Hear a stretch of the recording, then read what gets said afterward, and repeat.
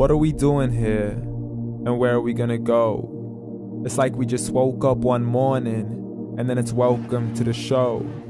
Don't ask any questions, just go with the flow. Make as much money as you can, and try your best not to get broke. Copy everything you see on the TV, from the hairstyles to the clothes, and don't think too often, just do exactly as you're told. And if you ever get confused, then just turn towards the alcohol. You'll still hear your thoughts, then just turn up the radio as you learn to live a lifestyle of drugs, sex, and rock and roll. But in all honesty, I just need to know, is there more to the cycle than growing and getting old? Living and dying just to leave behind a happy home and a whole lot of property that somebody else is going to own. I just really need to know before the casket's closed, 'cause I'm not willing to gamble with my soul, nor am I ready to take any chances. These are just simple life questions, and I'm just searching for some answers. Like, what are we doing here? And what is our purpose? How did we get here, and who made us so perfect? And what happens once we go, or is this world all really worth it?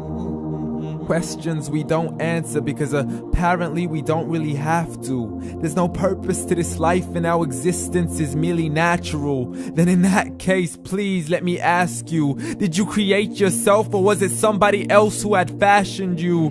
'Cause you're a being that's impeccable, faultless and unparalleled. You're a product of supreme intelligence, and I'm merely being rational.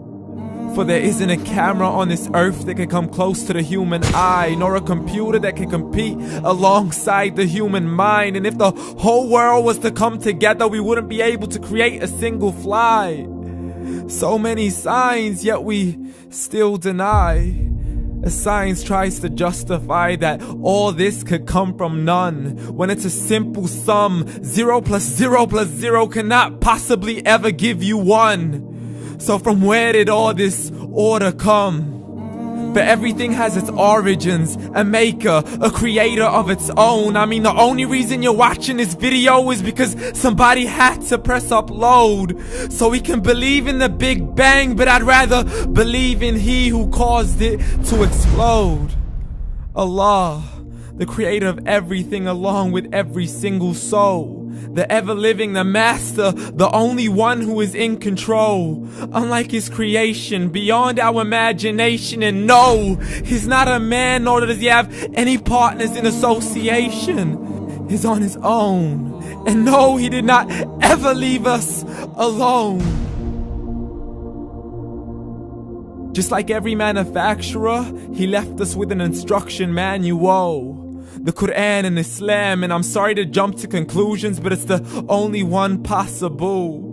The only definition of God is the one and only supreme being. It's logical, a book with 0 contradictions, with miracles that are both scientific and historical, all revealed over 1400 years ago.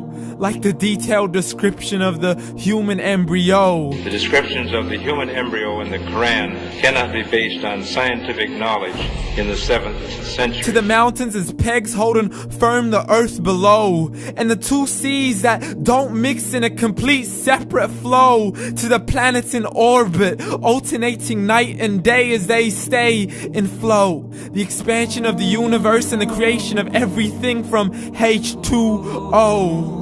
To the stories of the past and the preservation of Pharaoh. To identifying the lowest point in the land where Persia defeated Rome. The gushing fluid that created man in the glands between the ribs and the backbone. And not a word has changed, it's still the same. So please explain how all this was known over 1400 years ago.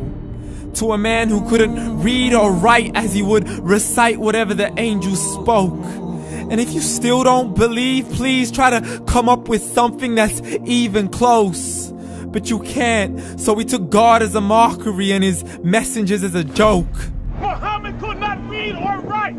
How's somebody who can't read or write gonna start a religion? Dismissed his scriptures as legends and tales of the ancient folk as we live life according to our whims, desires, and hopes. saying this life is the only home we will ever know. We will live then die, then simply turn to bones. YOLO! Correction, after the grass dies, the rain arrives and it regrows, and Allah promises to do the same thing to your very soul and bring you back from your very fingertips to your toes, as the all-seeing supreme being watches us so close, and we are surely being tested in our wealth, our health, and our self, and everything that we've been blessed with. So believe, for we will surely be resurrected and be brought back to our Lord and account for every single deed, as He hands us our books and